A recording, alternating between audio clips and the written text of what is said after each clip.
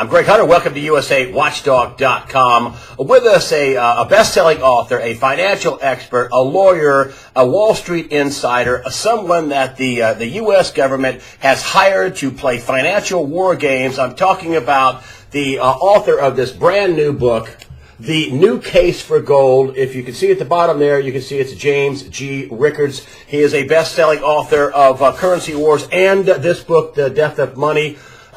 He's probably going to go for the hat trick. It's very rare for a first-time author to have two best-selling books going on his third. James Rickards, thank you for joining us today on USAWatchdog.com. Greg, thanks for inviting me. It's great to be with you.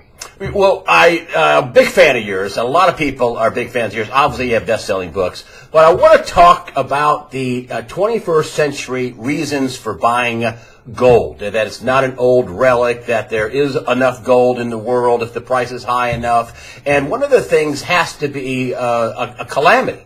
You have said in the past that all we're waiting for is a snowflake moment.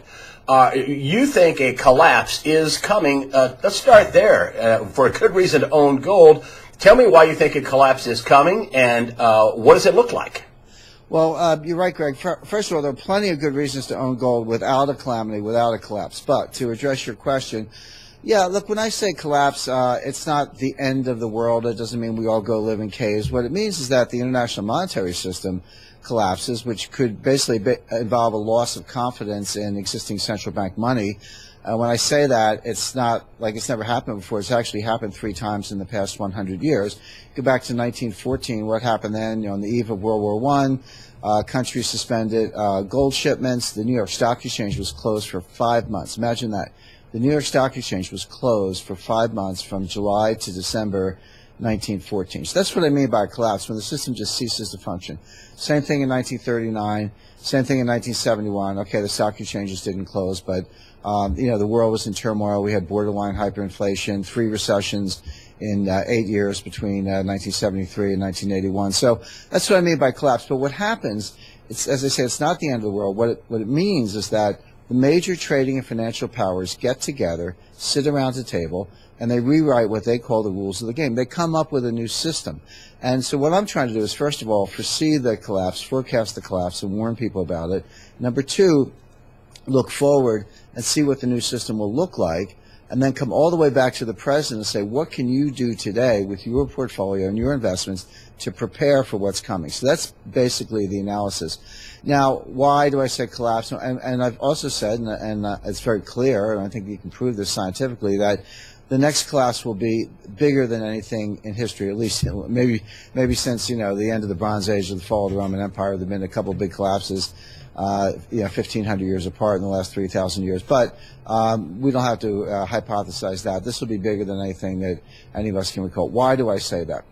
Because I use complexity theory. I use something called inverse probability-based theorem. I use behavioral psychology. These are the scientific methods. When I say scientific, I mean this is applied mathematics, experimental psychology, a branch of physics. This is hard science to understand capital markets versus the obsolete models that the Fed and other central bankers are using. They're using what they call stochastic general equilibrium models. It's almost like, the clock winds down, you crank it up, it gets back on time again. Something gets out of balance, you apply policy, you bring it back into balance. Or imagine a thermostat, your house is too warm, you turn it down, your house is too cool, you turn it up.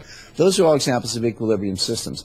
Capital markets are not equilibrium systems. They are complex systems. And so when you apply complexity theory, you learn a couple things. Number 1, the worst thing that can happen, so this is the collapse we're talking about, is an exponential function of scale. When I say exponential, what I mean is it doesn't go up in a linear way. So let me give you a concrete example of that. So let's just take J.P. Morgan. Let's say from 2008 to 2018, let's say, 10-year period, so a couple years out, you've tripled the balance sheet, hypothetically. So you go to Jamie Dimon, the CEO of J.P. Morgan, and you say, Mr. Dimon, you've tripled your balance sheet. How much did the risk go up? He would say very little, almost none. And the reason is, yeah, we tripled our balance sheet, but it's long, short, long, short, long, short, long, short. All those things net out. The actual net risk is quite small. We have it under control, so there's very little risk at all. If you call my 85-year-old mother, who's a brilliant woman, but not an economist, not a complexity theorist, and say, Mom, the bank tripled their balance sheet, how much did the risk go up? My mother would probably use intuition and say, well, if you triple the balance sheet, you triple the risk. Jamie Dimon's wrong and my mother's wrong. In a complex system, when you triple the size of the system, the risk increases exponentially. It could be 10 times, 50 times, 100 times. In other words, there's all this embedded risk. The risk in derivatives, the risk in a balance sheet is not in the net the way Jamie Dimon would have it. They call that value at risk. The risk is in the gross. If your counterpart's going bankrupt, you don't care what your net exposure on your total balance sheet is. You care about your gross exposure to that particular counterpart. That's why the Fed bailed out AIG in 2008, because they didn't really care about AIG, but they owe Goldman Sachs a lot of money, so they were indirectly bailing out Goldman Sachs. So just take everything I said. Now go back to 2008. What did we hear about over and over? Too big to fail, too big to fail, too big to fail. Guess what? Since 2008, the 5 largest banks in the United States are bigger. They have a larger percentage of the banking assets. The derivatives books are much bigger. So again, putting those facts and the science together, what we can see is that everything that was too big to fail in 2008 is bigger today. Risk is an exponential function of scale, which means the risk is much bigger. And just to top off, the icing on the cake, all the bailout measures that were used in 2008, the Fed printing $4 trillion, creating tens of trillions of dollars of swap lines, none of that policy has been reversed. The Fed still has the $4 trillion on their balance sheet. They still have the tens of trillions of swap lines in place. In other words, having used up all that dry powder to bail out banks the last time, they don't have any scope to do more. I mean, what's the Fed going to do next time? Go from $4 trillion to $8 trillion, $12 trillion? At that point, you're at the outer boundary of the confidence limit. So we have these things coming together. The system is larger. That means systemically it's exponentially more risky. The central banks don't have any dry powder, and it's just a matter of time before the collapse comes. And just to prove that point, go back to 1987, October 19th, 1987. The stock market fell 22% in one day, not a week or a month, but one day. Today, in Dow Jones index points today, that would be the equivalent of a 4,000-point drop. Now, you and I know that if the Dow went down 400 points, that would be on every website, front page news. That's all people would be talking about. We're talking about 4,000 points. That's the equivalent of that happened in 1987. 1994, the Mexican peso crisis. 1997, the Asian crisis. 1998, long-term capital management almost shut every stock and bond exchange in the world. 2000, the dot-com. 2007, the mortgage crisis. 2008, Lehman AIG. In other words, these events are not rare. They happen every 3, 4, 6, 8 years. It's not quite like clockwork, but nobody should be surprised if it happens tomorrow. So we've got the systemic scale. We've got the exponential increase in risk. The central banks are out of dry powder, and it's been 8 years since the last one. It's just a matter of time. So part of the reason for having gold is when this happens, the response function the next time is going to be very different. Last time they printed money to bail out the system, but they can't do that again because they never took the money back. Their balance sheets are still bloated. By the way, the People's Bank of China printed more money than the Federal Reserve. The ECB, the Bank of England, the Bank of Japan, they're all in terrible shape. All these central bank balance sheets look like really bad, highly leveraged hedge funds. So what are they going to do instead? They're going to do two things. You can already see this coming. The reliquification of the world, the money printing, is not going to come from the Fed. It's going to come from the IMF, the International Monetary Fund. They have the only clean balance sheet left in the world. They can print money too. They don't print dollars or euros. They print special drawing rights or SDRs. So they're going to flood the zone with trillions of SDRs, which will be highly inflationary. But the other thing that's going to happen, and again, you can see this coming, they're going to lock down the system. They're not going to bail out the banks. They're going to close the banks, close the exchanges, suspend redemptions in money market funds, reprogram ATMs so you can only get $300 in gas and groceries. It's going to look like Greece and Cyprus. By the way, last year the SEC changed the rules. For the first time, money market funds are allowed to suspend redemptions, which is exactly what hedge funds do in a crisis, but nobody ever thought you could apply that to money market funds, so they will. So the bottom line is the risk is exponentially greater. The central banks are out of dry powder. It's just a matter of time before the collapse is coming. Complexity theory tells us that. It'll be a bigger collapse than ever before.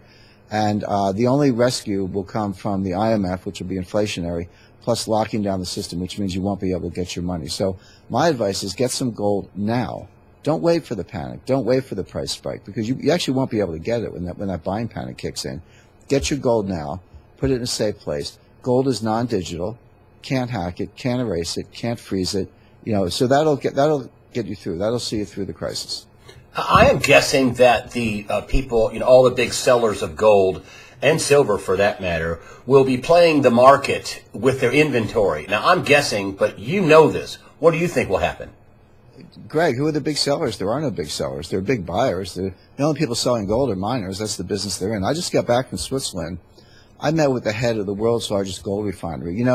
One of the complaints I have or criticisms I have about a lot of analysts is that, nobody gets away from their screens. Like, we love our screens. We love our internet. We love our news services. I mean, I spend as much time in front of the screen as anybody. But you have to get up and get out there, fly around the world and meet people. And that's when you really find out what's going on, particularly in regard to gold. People watch the COMEX futures. They think that's the price of gold. They hear talking heads on TV or whatever, but I like to meet with the people who handle physical gold. So these are secure logistics operators, people who drive armored cars, operate vaults, bring out gold on pallets, physical gold. Also meet with the refiners, brokers who deal in physical gold. That's when you find out what's really going on. So as I said, I just got back from Switzerland about 10 days ago, met with the head of the world's largest gold refinery. What does a gold refinery do? They bring gold in the front door, they refine it, and they ship it out the back door, right? The gold comes in three forms. There's what's called doré, which is about 80% pure. It comes from mines. There's what they call scrap, which is, necklaces, bracelets, rings, etc. That's, 14 karat, 18 karat, or whatever. So, 60, 70% pure. And then there are 400-ounce bars, which are 2 nines, meaning 99% pure. They take all that gold, they refine it into what are called 4 nines. That's 99.99% pure, and they make it into 1 kilo bar. So the 4-9 1 kilo bar is the new global standard that's set by the Chinese. So basically, they take in doré scrap and gnarly old 400-ounce bars, refine it into 99.99% pure 1 kilo bars. But what does it mean for the refiner? He knows who all the sellers are, and he knows who all the buyers are. He knows where he gets his gold, and he knows where the gold goes. Now, what he told me is that he cannot keep up with demand. Basically, the Chinese want twice as much gold as he's able to send them. He sends China about 10 tons a week, so 500 tons a year. He's not the only one, of course. Other refiners are doing the same thing. China's buying a lot more than that. But he said China would double their order if I could supply it, but I can't. His problem is I can't find the gold. I can't get the gold in the front door. He's seeing continual shortages. He's been in the business 35 years. He's never seen anything like it. He can't source the gold.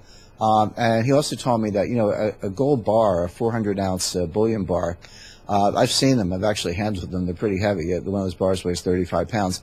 It's got all these stamps on it. It's kind of like a dollar bill. It's got the date. It's got a serial number.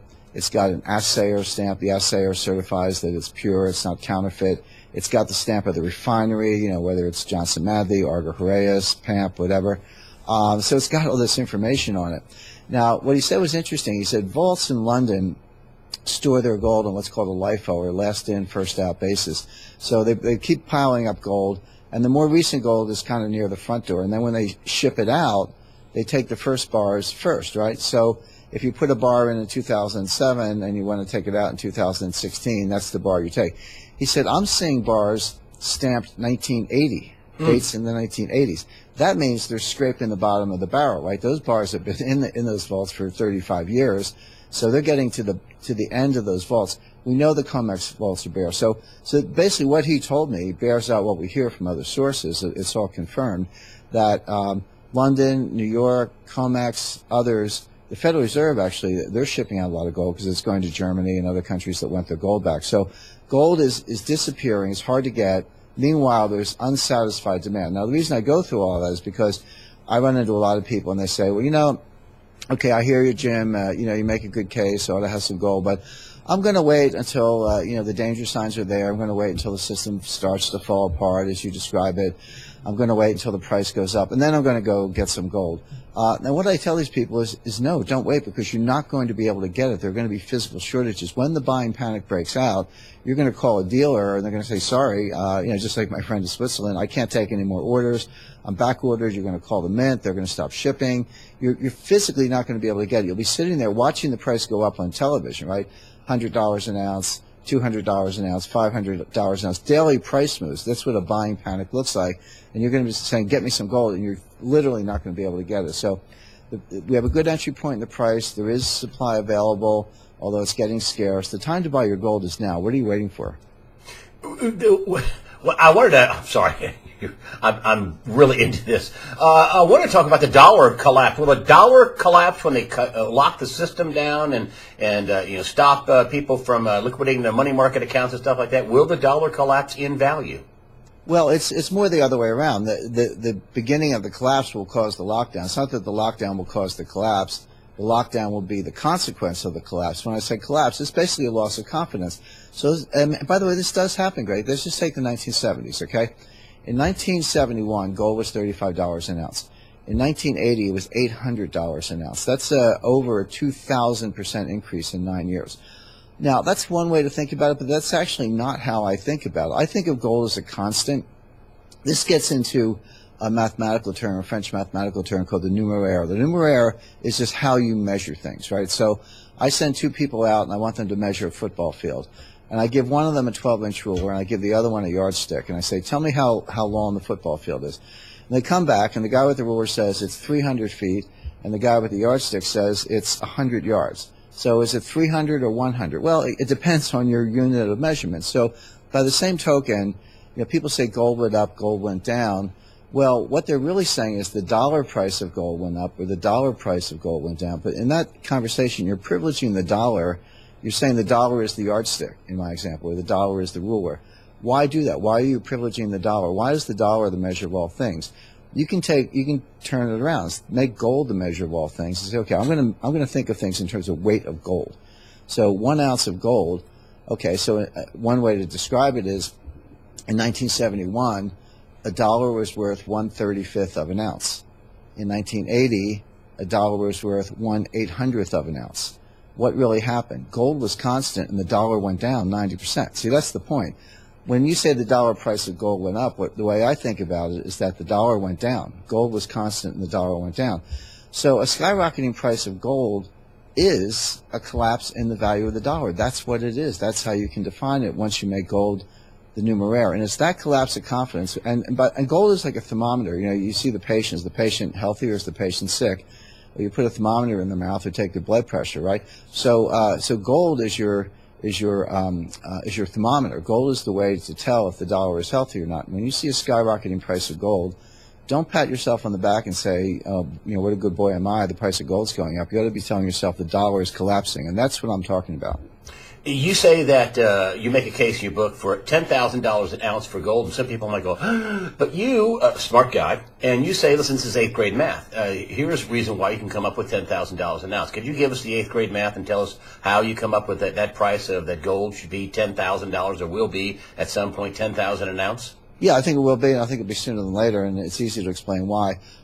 When you have this collapse of confidence that I just described, and we went through all the reasons for that, the scientific reasons, the complexity theory and scale, and we went through all that. Okay, so when that happens, you're going to have to restore confidence. How do you do it? Well, if the problem was, printing too much money and being cavalier about confidence in the dollar, printing money isn't going to save you. That's just more poison. Now, you might be able to reliquify the system with special drawing rights. There's no doubt that the power elite will try.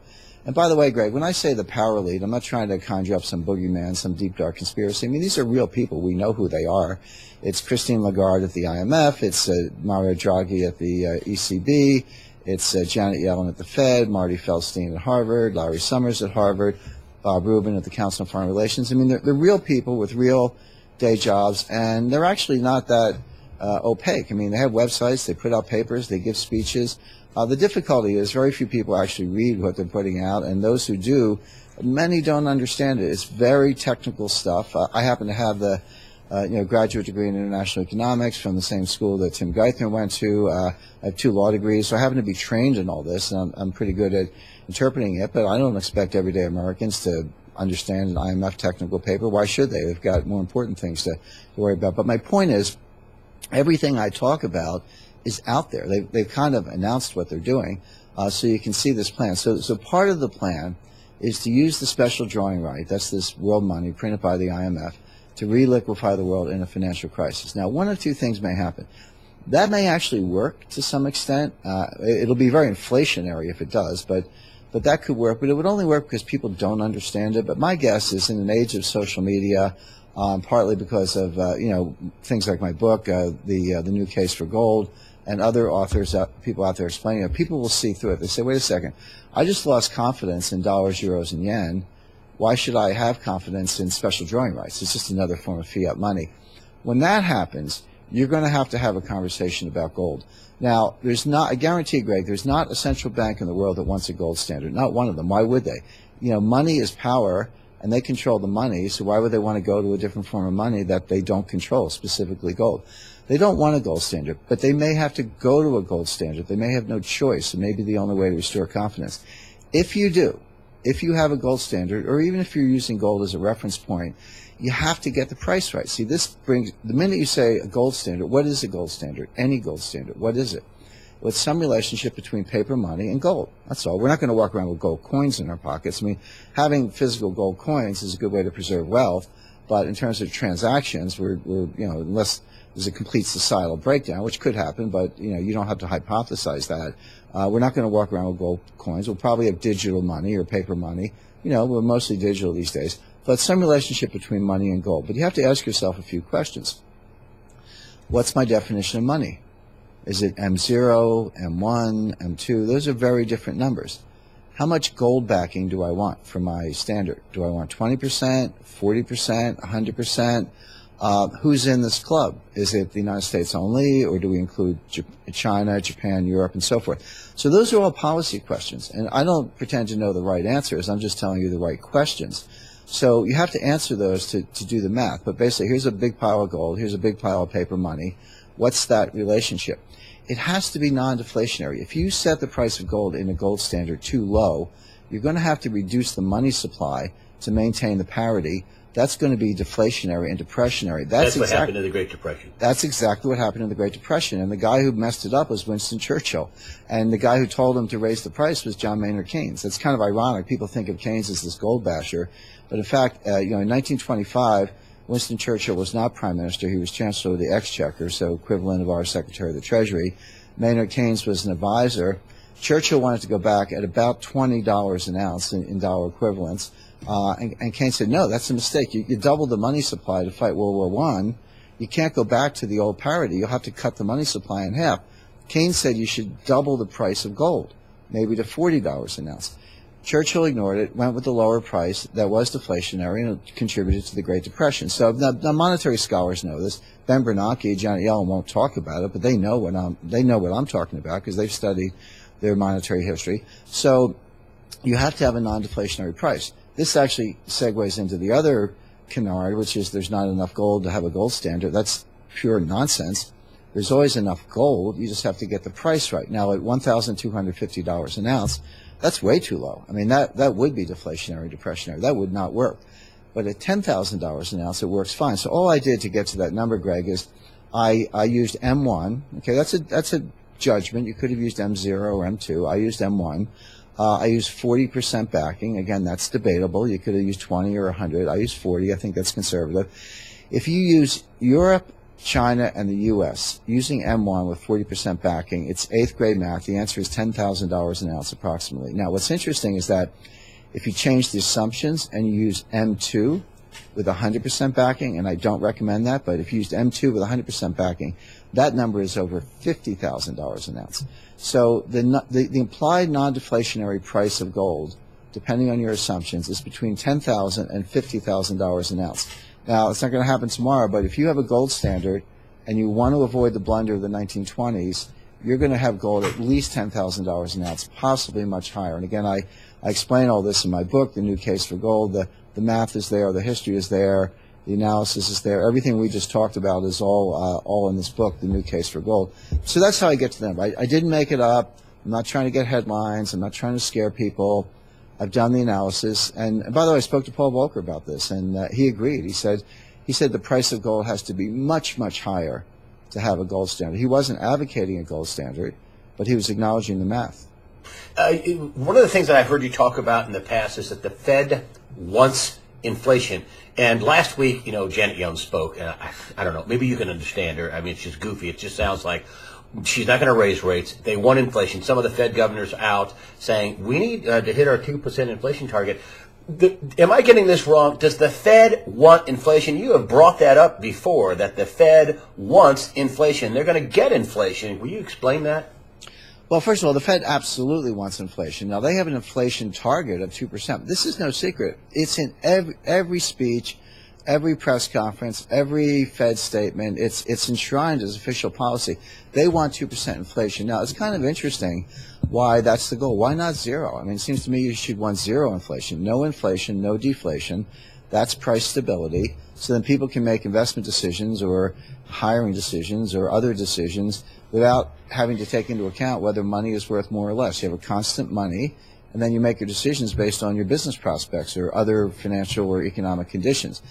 But that's not what the Fed does. They don't target zero. They target 2%. Now, it sounds more what's wrong with 2%? We've seen worse. In 1980 we had 15% inflation. Between 1977 and 1981, in a 5-year period, cumulative inflation was 50%, 50. The value of the dollar was cut in half in 5 years between 77 and 81. So that's pretty nasty. So 2% sounds benign. But again, let's do the math, Greg. 2% inflation cuts the value of the dollar in half in 35 years.